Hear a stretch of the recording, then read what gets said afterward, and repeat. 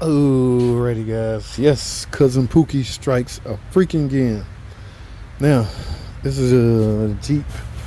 Don't matter the car, guys. It's the engine. Well, it's the problem. It's the complaint. Some of these complaints can apply to any cars, but I know a lot of people want to know what's specific kind of car I'm working on. But like I say, it doesn't matter on the car of the vehicle because this engine is in some of everything. So I think they need to know, or they want to know that information so they can, like if they own one, they'll know what directly to look for if they have that problem. But when you're a mechanic, you don't really think like that. You zone in on the particular engine, you know what I'm saying? Because like I say, engines can go in a multiple of cars. For instance, this could be in a truck. Are you gonna are you gonna not think that that problem can happen on a truck because you saw that problem happening in a Jeep Grand Cherokee? No, you're not. You shouldn't think like that. Here's the deal, Cousin Pookie. Y'all know where we're going with this. All right. Yes, it's here now to get fixed, or at least find out. Now, the thing that's crazy is there's no check engine light, and I gotta sometime it'll run rough like this. Now, the computer, I don't know. These things are pretty sophisticated and will catch that. Unless it's just been erased. Okay, maybe they erased it and they still feel the misfire, so they hear, and the driver, or it hasn't been driven long enough to get back in similar window condition, and the computer pick it up and set it. All right, the computer, just because you got a hard misfire, the computer not going to automatically pick it up and turn the light on. In some cases it would, but in some cases it won't. So it's here from another shop. Now, y'all know the drill. I'm assuming it's a misfire in cylinder 1, P0301. I got a new coil right here, new plugs all over, new intakes, new everything. But like I say, mechanics will tend to panic when they don't have a check engine light. And I get it, guys. A check engine light is very much needed. It potentially help put you in the right direction. Okay? For instance, if you got a P0301, you could assume you have a problem with cylinder 1. What I mean by that, it could be anything. Secondary ignition, meaning coil or spark plugs, or even low compression in that cylinder, injector, air leak on the intake on, cylinder 1 area. It could be anything. But I guess they maxed out that, well, it ain't the plugs or the coil. It must be something else. Take it to another shop. Well, here we are. I ain't no chicken shit. All right. Well, I got a little bit more experience, so I'm not gonna say that. Guys, oh my goodness, y'all wasn't supposed to see that. Cover these damn intakes. All right. There. Now, here's what I was suspecting. It's time for a compression test. Like I say, if they've done everything related to that cylinder 1, simple. Let's find out if the engine or cylinder 1 able to carry its load. Every one of these cylinders has a responsibility in order to balance this engine out. If there's a misfire, the balance would be off. You can't say, I got 5 other cylinders, it should be fine. No, one compression low in one cylinder would throw the balance off in the whole complete engine. So they all have a job to do. They all have to produce a certain amount of compression. I don't know, 130, 180, 150 maybe. The point is, that's what my next step is. However, I chose to go a different route. Y'all notice I have the harness off of the injectors. Alright, now let me show you why. Ta-da! You can see this? Yes, this is a JT special tube. Yes, you know why? I built this to test injectors easily.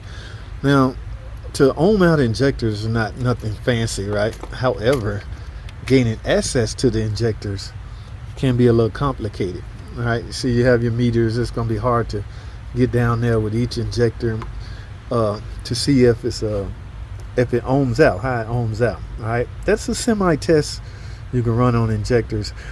Again, guys, you would think if you got an injector issue, the computer would pick it up and set a code, and now that will lead the mechanic to the proper injector. But I'm gonna check them all. All right, but I got a misfire over here in cylinder 1. Now here's my tester. All right, I got all the injectors on this side unplugged. I'm simply gonna plug this in. It clicked in, right? That's just a typical, no big deal, just a typical injector connector. Now I'm gonna set my meter up. All right, so see that? I got my meter set up to where the bell can go off. All right, now what I'm gonna do is just probe these two wires. I'm essentially connected to the injector. Let's see what we get. Nothing. Guess what? Now let me compare this to injector 3 and 5, since it's so easy to do now that I have a special tool that I built. Plug this right here. I hear that click. Connector is connected. Now what we're gonna do is find out. Let's see.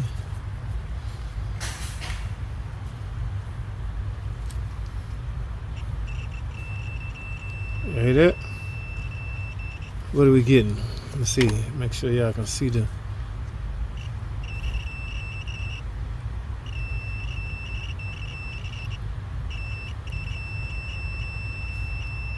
12.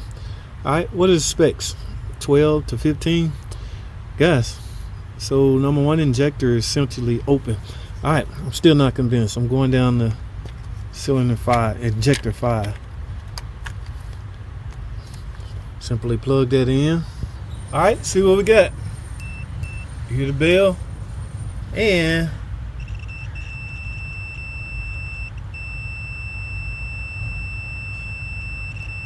$11 to $12. All right, guys, it's simple. We have an open number one injector.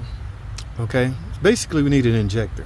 All right, so that is a crash course. Now there's other ways to do this job, guys. I'm just showing y'all a way that JT happened to do it. I mean, you get a different way from 10 different mechanics. You ask them, how do I test? How do I know if my injector bad?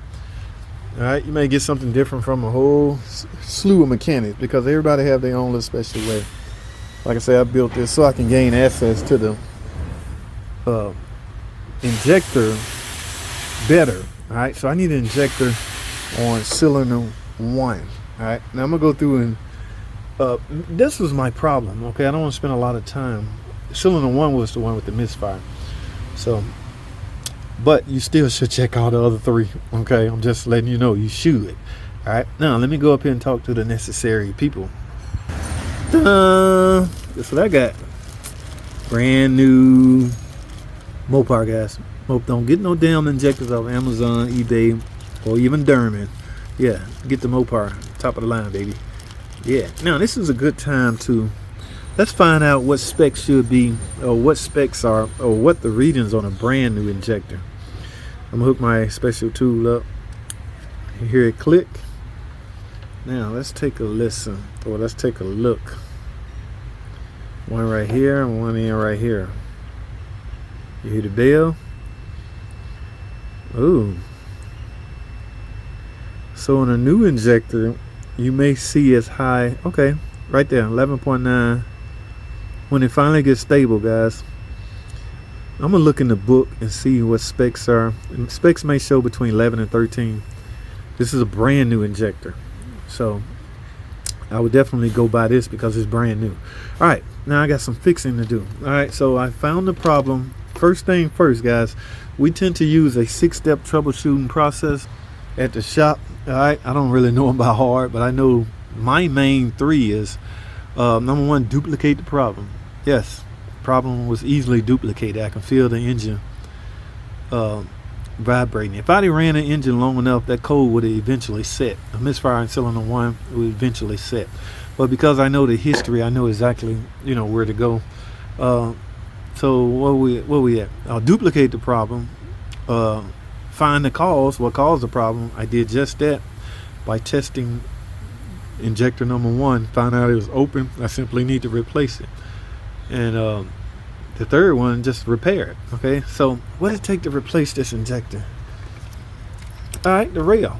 Yeah, so I'm just gonna take the rail up, 2 screws right here holding the rail, and pop it out. I'm gonna blow in there first, blow down there, get all that trash out of the way. I don't want nothing down there. And that's gonna be a wrap, guys. Let's get this injector replaced. All right.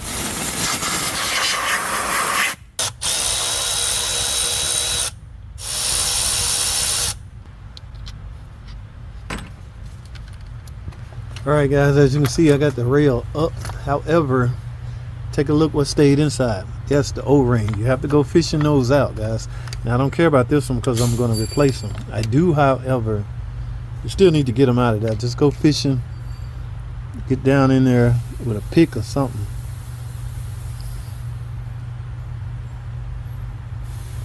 See that? Yeah, you got to go down there and get all 3 of them out. All right, let's get this down. Number 1 injector off. All right, got the O-rings on, back on 3 and 5. Now, this is the one we chasing. We got to get this out of here. Just grab it, kind of just pull until, ta-da, gonna lose some fuel. As you can see, there's some fuel left in the rail. Now, what you don't see on here is an O-ring. That's because it's up in here. You have to go get it, okay? Do not leave that damn O-ring up there, all right? Because it's like double sealing an oil filter. We got to go up here and get it. It probably won't even fit anyway. So, good thing it's idiot proof. Come on out of here, baby. Ah, ta-da. All right, guys. All right, so here's my new injector. Uh-oh, can't leave that on there. I need that, baby. The JT testing tool.